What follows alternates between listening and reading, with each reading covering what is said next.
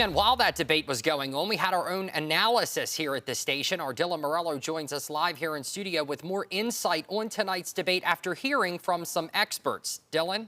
Yeah, that's right, Rob. I sat and broke down the debate with political analysts Carl Calabrese and Len Lenahan, examining the top candidates' most powerful moments, along with who they think took the edge in tonight's debate.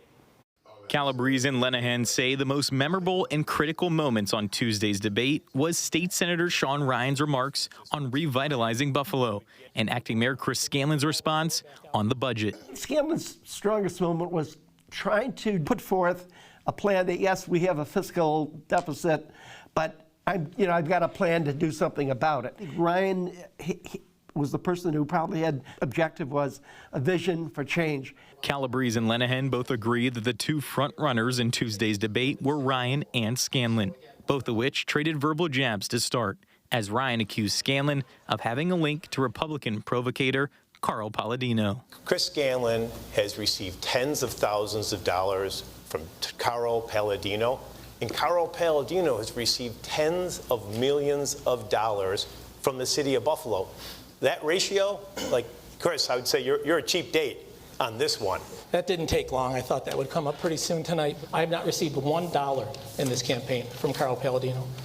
Who is fueling and funding my campaign are the 1,700 donors in Buffalo and Western New York. There were some times where I thought Brian was very aggressive. He started off with the Palladino issue, ended with the Palladino MAGA issue, and went after Scanlon for being chairman of the budget committee and that type of thing.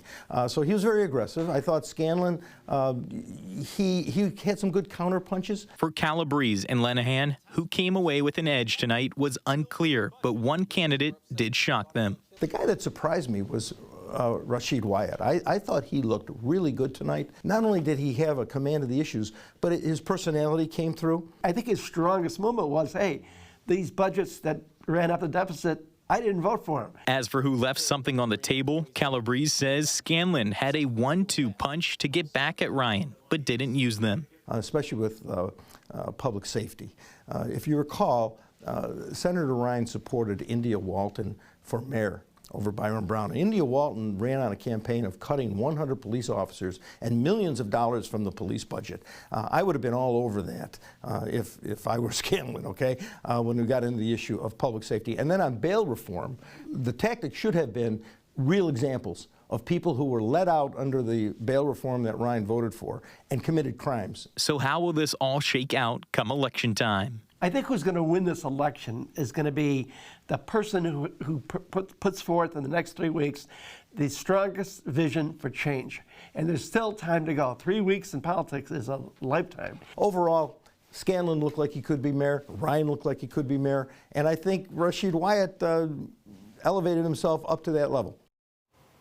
Now, this was all just a little snippet of what was an hour-long debate and an additional town hall. You can catch the whole thing and decide who's the strongest candidate for yourself at WIVB.com.